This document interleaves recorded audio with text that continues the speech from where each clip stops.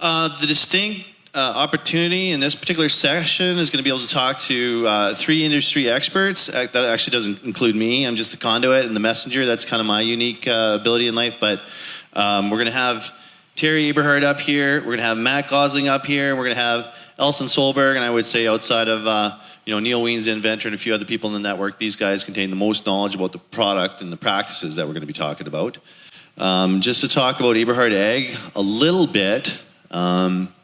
We got started in 2015, and I'll let you guys talk a little bit more about the history of Bio-Sul from your point of view, but the practice actually got started in 2013 out in Strathmore, Alberta, surrounding the compost pad where Neil Wiens originally invented the product, and essentially he had been composting in the feedlots of Alberta for quite a while and saw the value of moving nutrients farther out through the process of composting. And he became that guy that would take almost anything that people were throwing away and he tried to make something of value of it. And the innovative thing that he did is he took compost, he blended with elemental sulfur and had this product created called Bio-Sul. And so they were playing with it in Strathmore for a couple of years, providing it for your customer base. We'll look at some really intriguing data. We've come to some really interesting milestones where this product, I think, is becoming a lot more mainstream and accepted, and a lot more people are going to look at implementing it because of where we've got to. And there's thousands of data points from your customers. But they started in 2013. It was really through Elston and Matt that Terry got involved with the product.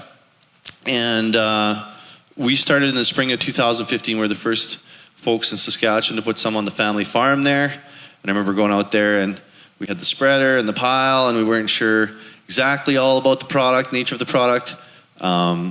And the spreading was kind of a little bit of a tricky thing. We had parts off and pieces all over, and we were talking to Matt about which pieces to leave on and take off. And learning to handle the product is a little bit of a learning curve. And that's why ultimately we ended up setting up the Trusted Applicator Network that's been working really well to get the product to the market. But now we're coming full circle, and we'll talk to Terry about that, where we've had this product on the farm for 5 years, and that's my impression is a lot of people in the industry be, more or less holding their breath to see, is this product going to do what the claims have been put forth, and now we're rounding the corner on that, so I'm hoping, we'll have different conversations being past that, and so we're starting to look at reapplication. Another milestone this fall for us was having applied the 1 millionth acre, and somebody asked me the other day, why are you so excited, or why are you passionate about doing what you do? And for us, it's a very simple formula that we could sell to any producer at the farm gate. We're going to sell you 2 to 3 times the amount of nutrient because it's half to 2/3 of the price. Because of slow release, we could put down really high rates of this sulfur product that's going to release in conjunction with good growing conditions via Mother Nature. It takes proper temperature, moisture, and oxygen to release Bio-Sul into the soil profile, right, through biological activity. And we're essentially oversupplying sulfur to all the crops in the farmer's rotation for every year. We're needing more and more sulfur in a 5-year rotation via the higher yields from the crops. And it makes a lot of sense logistically to get high salt index, bulky, manufactured fertilizers out of your blend. So just on those key points, we could talk about price, we could talk about logistics, we could talk about the finer points of agronomy, but the real why is that we're doing something that you've heard at, skirted around, talked about, all these important things, getting to the consumer and all that. This is something that's from the circular economy. It's truly, we could have produce that's produced with Bio-Sul that's back in the stores that gets thrown out and put back into Bio-Sul. Think about that one after a late Tuesday night. It's like a time loop. It just keeps coming around. So it's truly one of the best high volume, real world examples of the circular economy that, all things being equal, shouldn't we be taking a close look at doing as part of the industry. So I know if anybody asks me or why about the product, or Terry about the why of the product, that's really ultimately where we land, is that sustainability piece. We've been really proud to bring it to the market. So we started out in 2015. We had no idea how we were going to get it to the market. Ultimately, we found ourselves acting more and more like a classic distributorship model. We have over 40 retailers in Saskatchewan and Manitoba helping us bring it to the market. And I think something that's been undeniable, and you'll hear more about it too here today, the producers and the agronomists and the retailers that have been involved that got it early on, and many of them applied much of their farm very early on, they're kind of starting to come around here again. It's the people that are using the product that's really made the difference. It's kind of hard to deny the value of the product if you take a look at who's using it across Western Canada, the who's who, right? A lot of top producers got it very quickly, a lot of top agronomists, and a lot of forward-thinking retailers. So that's kind of what we do. That's the main, pitch on the product. But what I really wanted to do today was give everybody an opportunity to talk to these three brains, and we'll talk a little bit about the Bio-Sul, but I'm sure the conversation will expand. I want to give you guys lots of opportunity for interaction. So first guy up here I'll call is Matt Gosling from Premium Ag. I wouldn't even know how to list all the things you're involved with. First of all, family man, obviously. But Premium Ag, agronomy company, Core Ag, a retail company, Replenish, fertilizer company. What else are you involved with, Matt? We market all the compost for the city of Calgary. Okay. Another little check box. Not all of it, but 60% of it anyways. Cool facility. Wow. So how much volume is that? 26-ish thousand tons. They put through 40,000 a year through that facility. So is that going on farmers' fields, a couple tons per acre? Wow. Landfill diversion again. Yeah. And so what is that doing for those guys that have that opportunity? Well, it's a nutrient biological supplement. So it's all the green bin material collected, and then there's some of the CalGrow, the dried CalGrow compost is put in there, so it gives us a nutrient value that equates to a very unique situation and an opportunity for growers to put a build rate down of PK. It's got some sulfur, it's got biology, it's got microbes. Yeah, sometimes I think we don't stress enough the differences with Bio-Sul and the compost. You might as well have a seat there and we'll get started. And Terry and Elston, you might as well come up, but I know how this is going to go. We got some really interesting talkers on here, so it's not going to take us long to get into it. For you started out using Tiger 90 with your customers after you saw the bottleneck with AMS, and that was, if I'm not mistaken, 2013 when you switched from Tiger 90 to Bio-Sul. So really one of the main differences between Bio-Sul and manufactured elemental sulfur obviously is the compost. What difference does that make for you in your thinking in the product? Well, we first spread it in July of 2013 and a Bio-Sul, and we've basically taken collectively between this whole Bio-Sul experience, I think, and Tiger's credit as well, and Keg River, like sulfur is sulfur is sulfur. The salt index is a very pertinent talking point, and I think a very valid talking point right now. It's not something that we'll ever see right in front of us, but it's kind of a generational thing.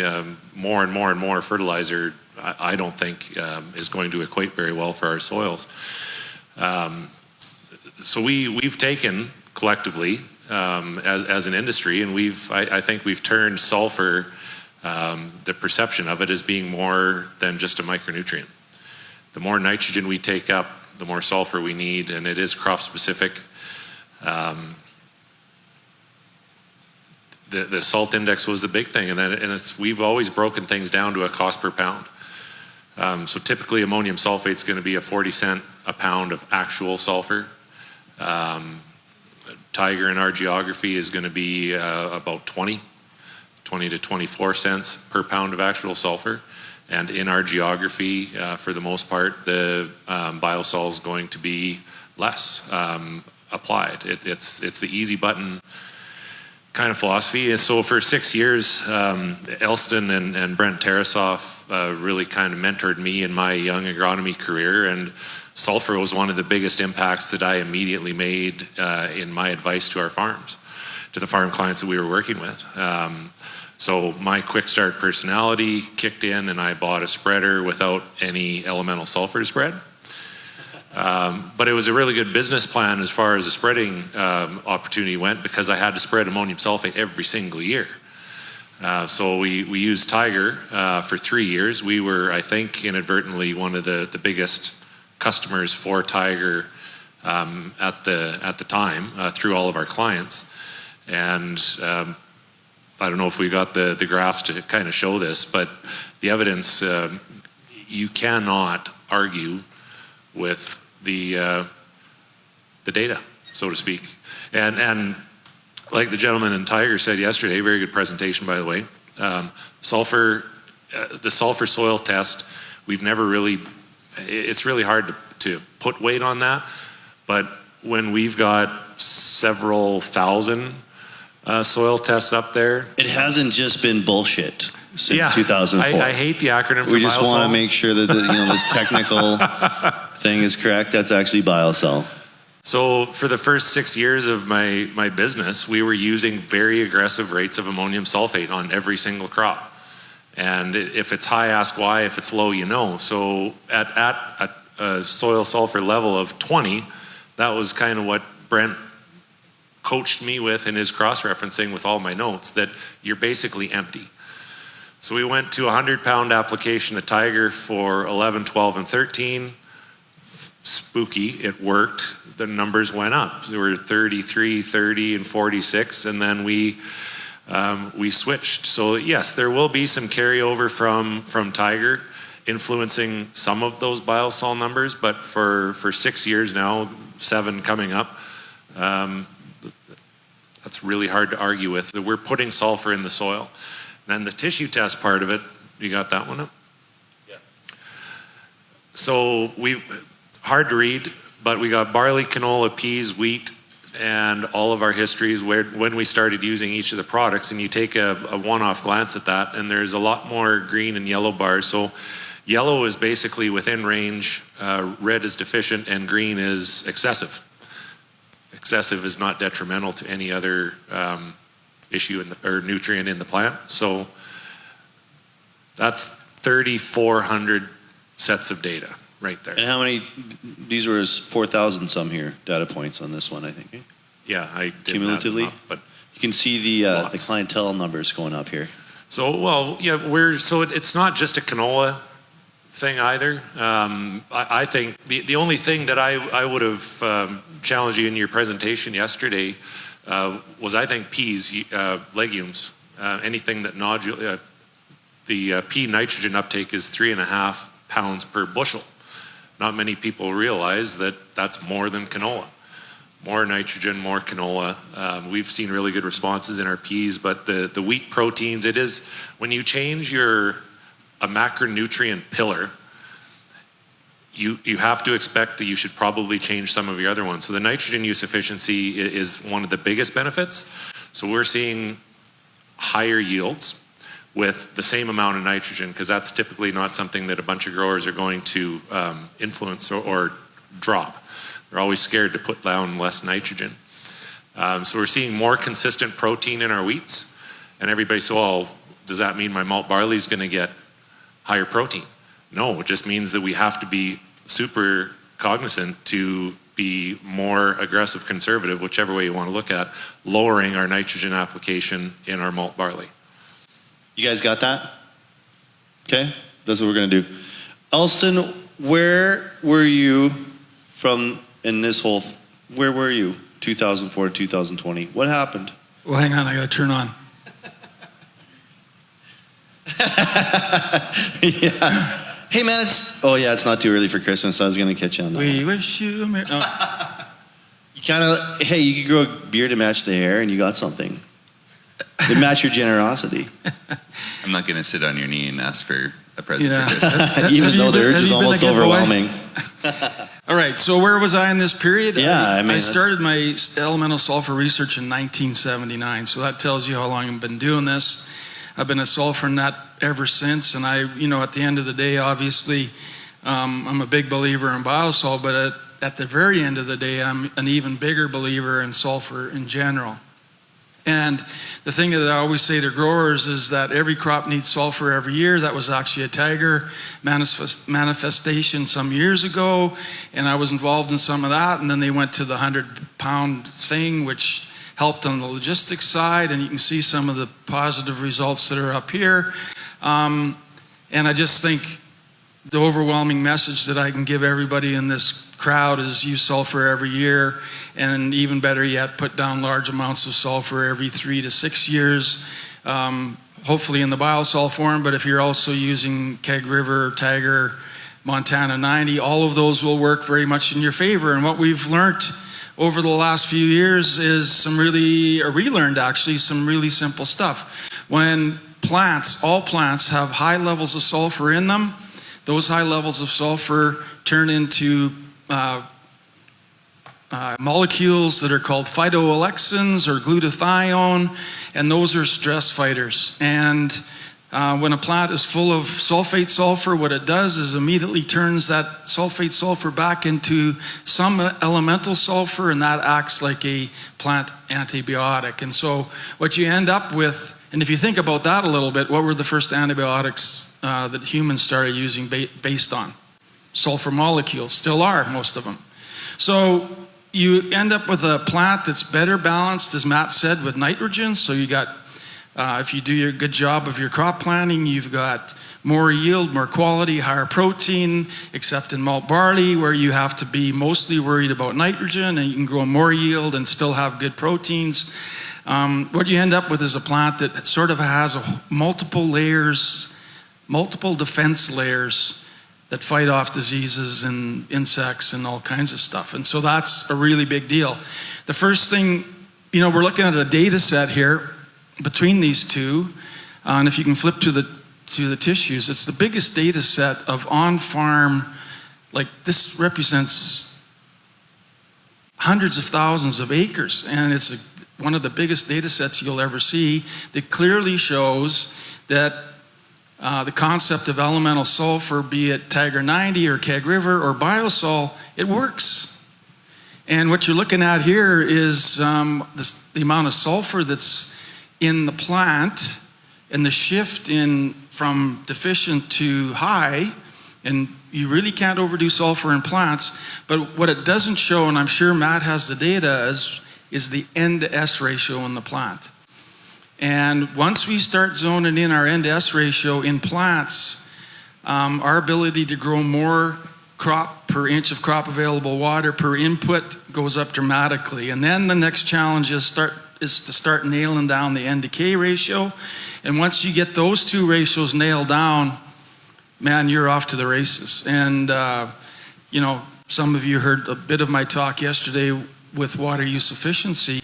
The average for wheat is 7.5 bushels per inch of crop available water after the factory.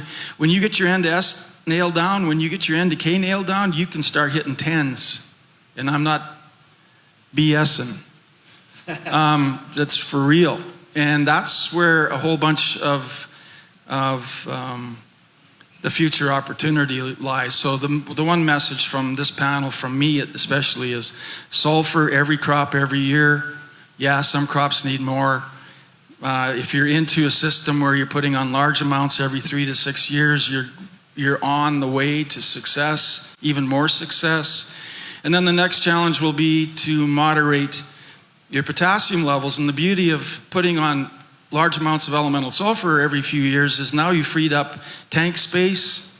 You probably have a floater or somebody that has a floater that can help you on the potassium side, and now you can start locking down not only the N-to-S ratio, but the N-to-K ratio, and then it's like strap in, because you're going to be going for a really cool ride. And then the third ratio, and has nothing to do with sulfur, except it kind of has everything to do with sulfur, because you don't have sulfur in the program to set you up. You can't get the N-to-K thing done. And then the third ratio is calcium to boron, and for those that were in the crowd yesterday, you'll know all the reasons why. The people that were here yesterday morning became smarter than 97% of the agronomists and farmers out there in less than an hour. And so if you can get those three ratios in place, that's pretty powerful. And sulfur is one of the best places to start. So I'm not quite sure if I answered your question, but If you guys think of the thousands of soil samples and the thousands of tissue samples up here, this is one of the largest data sets that deals with sulfur in maybe the planet, maybe the universe, I don't know. And I think it's pretty compelling. So for the doubters out there, the academics out there that keep cranking out the same old baloney, try some of this stuff. Big applications of elemental sulfur. It provides a great bridge strategy. It allows sulfur to become available for every crop every year. It's logistically sound. It's agronomically sound. It's an absolute no-brainer. I got to get something off my chest. There's chunks in Bio-Sul, like surprise, but it's less than 5%. You know how good farmers are at keeping records? Agronomists, I'm guilty. I forget every once in a while to put Bio-Sul applied, blah, blah, blah. So we got to go and look. And that little signature, like it's really tough for me to walk between here and that door and find a couple of little pebbles. Yeah, they're going to be available when your grandchildren are farming, but it's literally 1% or less of the product. It can't get crushed. The other thing that really chaps me, well, outside of the competitor or the retails that don't think outside of the box, that collect a jar of it and collect all the stones, they take a lot of time to do that. And then they put it in a glass of water and say it doesn't solubilize. Well, no kidding. Well, hello, elemental sulfur is not soluble. It takes a lot. So one thing that I can very easily tabulate for you, Dan, is pH. Right. We have a very aggressive set or application history of elemental sulfur, and some are coming on to their third application in 10 years or 12 or 16 years, however many are up there. We do not have a significant change in our pH. It takes, and I refer everybody to this PDF, guaranteed. If you type in tiger, sulfur, and scab for potatoes, they've got a very good 2-page PDF, and on the back it's got sand, silt, clay, and if you want to drop your pH from 8 to 6.5 on a clay soil, you need about 2,400 pounds of elemental sulfur.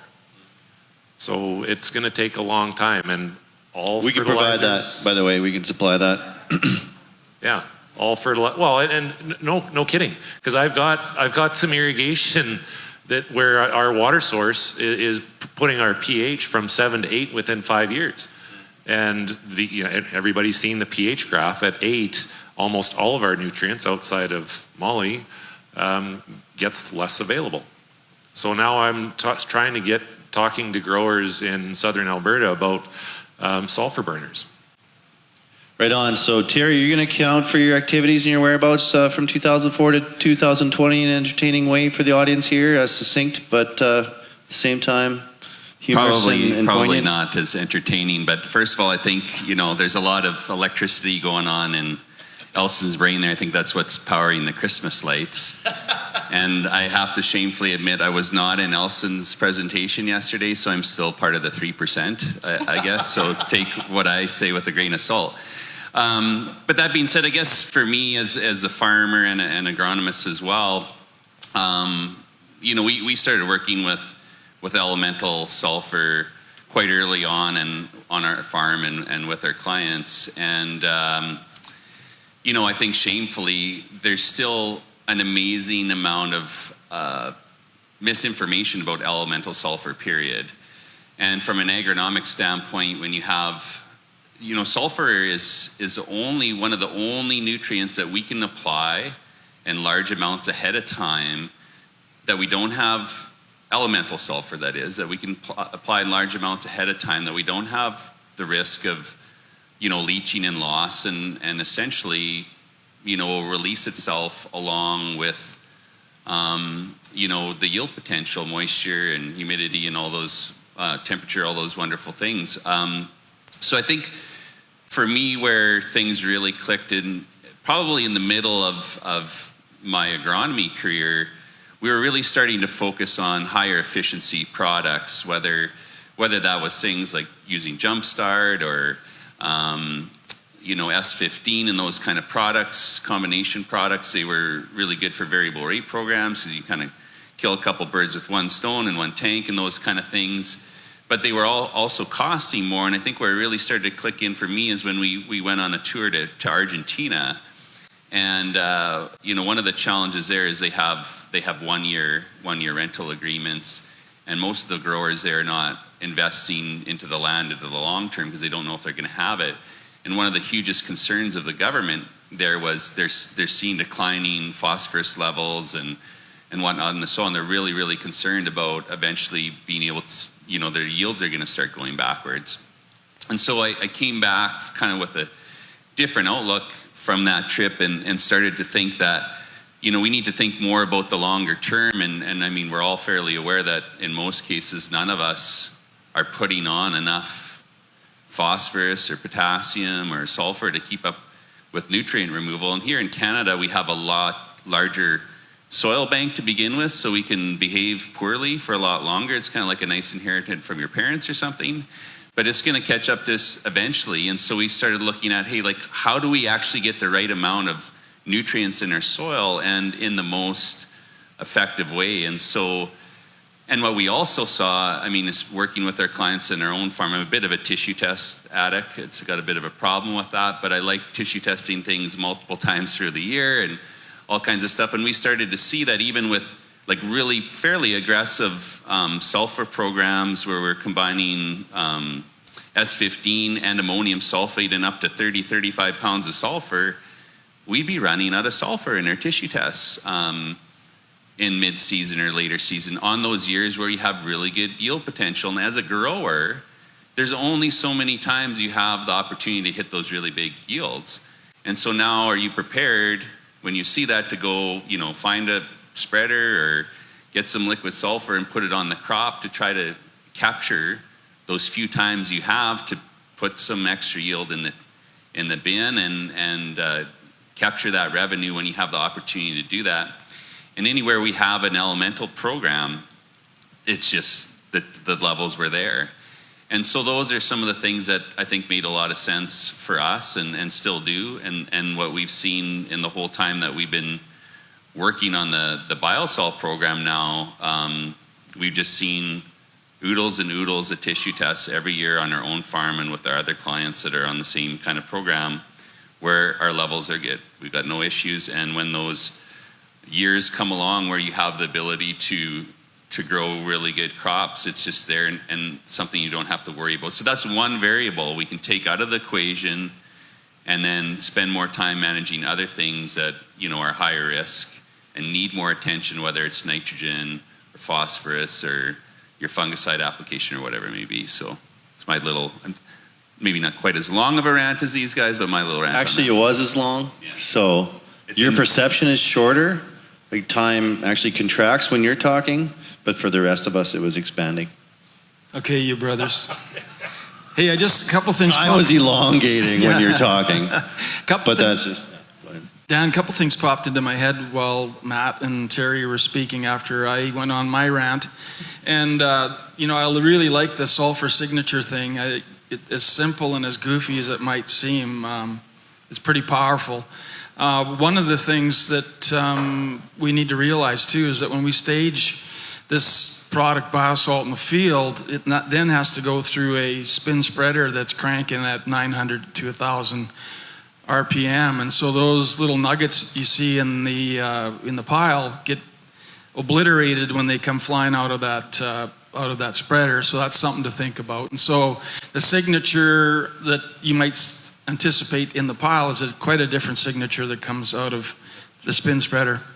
Oh yeah, that's some research that I did. I actually dreamt this up in the shower one day, and you dream everything in the shower. Yeah, honest to God. And then the second or third piece is we hear a lot of stuff about, why would you put disease on your field and why would you put cigarette butts in your field and all that nonsense. Club root, yeah. So here's the thing. The product has to be analyzed on a regular basis to make sure there's no diseases, no heavy metals, none of that sort of stuff, no cigarette butts. It has to be analyzed on a regular basis, and it has to be analyzed for assurance of the 70% sulfur content. So that whole part of the equation is a bunch of malarkey. I'm on the Joe Biden tour. What's this thing? Stop the malarkey. I guess I'm on his tour. Yeah. So there's that. Then the other one is, well, why would you want to put on a product that creates acid? Well, there's lots of good reasons. If you got high pH soils, you want to create acid. That's a good thing. But here's the other part of the story that they don't tell you, is that elemental sulfur is biological acid. It's drip, drip, drip. It's slow. It's biological. It's Mother Nature. Every other fertilizer you folks manage is chemical acid except for potash. And actually ammonium sulfate is more acidulating on a pound per pound basis than is elemental sulfur, except it all happens instantly. And elemental sulfur happens drip, drip, drip. And I could get into a big long harangue about all of that as well. And then the last thing, and I'll let somebody else talk. I've looked at the Mulder chart 1,437 times in my career. And do you know, guess which nutrient isn't on the Mulder chart? Sulfur. Mike Dolinsky had to point that out to me. So that might tell you a little bit about my IQ. So what does that mean? That means that sulfur enhances the utilization of every other nutrient we try to manage. And then I guess the last part, now I'm turning into Mike Dolinsky. If you've got a very well-balanced soil, what do you think the soil health is going to be compared to a soil that's out of balance? We just came out of a soil health session. If you're managing your nutrients so that your crops are optimizing yields and sucking CO2 and linking them into the soil and all that, what do you think what do you think your soil health is going to be? Better in a balanced soil or better in an unbalanced soil? I think that's a no-brainer. And that's all I got right now. Mike's got a sick sense of humor, because he asked me the same question. He was just waiting. Oh, I don't know. Sulfur. One thing that we don't talk, I don't think, enough on, Dan, is the biology. Like, so, and I think it kind of hit us in fall of 14, because we were applying the product in the first year it was made, and we were having product quality issues. Like, the process was new and rough and not nearly as refined as it is today. So we had an old new leader spreader, and it had 2 inches of clearance for about 4 feet, and we did get a bunch of lumps and bumps and plugs and blah, blah, blah. And about a week into spreading in 14, I phoned up Neil and I said, what the heck did you do to the product? And he said, nothing. And then it was just that awkward kind of couple of seconds where you could tell that he was thinking about, well, why is the product better if I didn't touch it? It was sitting in a pile with compost for a year, and it was, some of those chunks got broken up. It was easier to handle. So that biology, I don't know that we'll ever know why we're putting biology with a nutrient that sits there, so it's getting availability. We've never had availability. 95% of what we put Bio-Sul on is in front of canola. The other 5 or 10% might be in front of peas. We haven't had any availability issues. The biology, I think, and we have spread elemental sulfur every single month of the year. I've spread Tiger in a foot of snow. Well, it wasn't best conditions, but the truck was there. He needed to haul grain. Went back in the spring, and all the little chocolate chips were sitting everywhere, and you touched it and they disintegrated, and it was really, really cool. Like, an agronomy geek kind of gets his rocks off on that sort of thing. But I don't think, and Elston kind of helps me with a lot of things, but oxygen is not as, I believe, so the every acre, every year model, I think, is absolutely true if you're putting it in the soil. No oxygen on a clay product. It takes time, but if you do it every single year, you're going to get availability of your sulfur. The Bio-Sul, like, we always spread the Tiger a week minimum, usually 2 weeks ahead of the cedar, to get the oxygen, the weathering, the sun, the environment on it. And I don't think it's as critical with Bio-Sul. Do we have any questions from the audience, or where are we at for time there, Farah? 2 more minutes? Well, then I can't let any of these guys talk. It's like 30 seconds each. I will run over. Well, I mean, Any that's questions? a lot, so I was going to give out some barbecue sauce. Okay, Does sulfur make gin taste better? yeah. From 2 to 5 ain't bad, but it's probably not enough. Like, that gin is pretty damn good. I'd hate for it to be any better. We got one question here. Anyone that want to ask a question? Burning question yet? Holy dude, Holy that's moly. a hand grenade. Way more than 2 minutes. Boom. All right, Tigger Elston. so yes, we have, and in fact, that's one of the first places where we saw huge responses. But here's the key for the guys that have hayland. Oh boy, there's my daughter. She was 12 there. It's one of the four times in my life where a response was so rapid that it actually almost ran up and kicked you between the legs. And so you can see the check on the left and the NPK in the middle and Bio-Sul to the right. That was taken literally like less than 3 weeks after the stuff was applied. Yields were dramatically increased.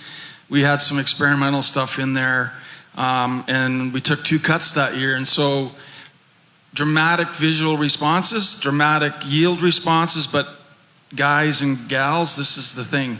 You can't just put Bio-Sul on a field of hay and expect those kind of responses. You got to balance the N and the P and the K and everything else with that sulfur. And here's the coolest part. Forages will respond in a linear fashion forever until they run out of water. So in other words, they will keep going up as long as the inputs match the water, and then when the water's done, the yield's done. Every other crop we grow, what does it do?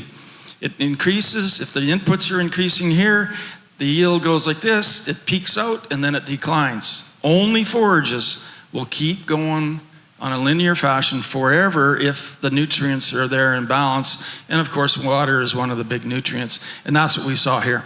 More nitrogen, more sulfur. Does anybody know why Agrium grows alfalfa on their 2 sections of land at Carlisle? The agronomist at the time was called crazy, but he had a very simple answer. It uses the most nitrogen. So they're trying to get rid of all their spill water, which is rich in nitrogen.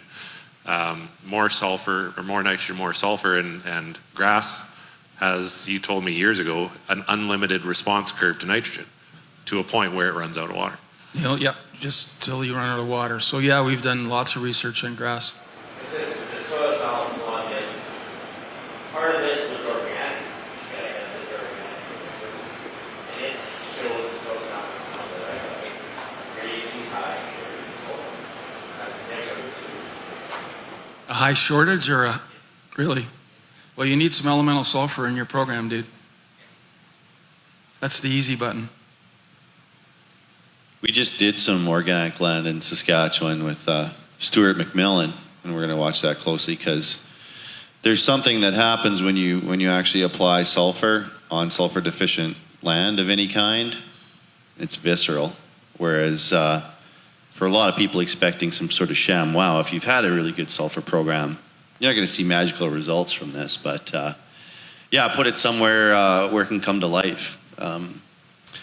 It's pretty cool. So yeah, hope you guys enjoyed that little bit of overview from 3 of the masters in the Bio-Sul Nation.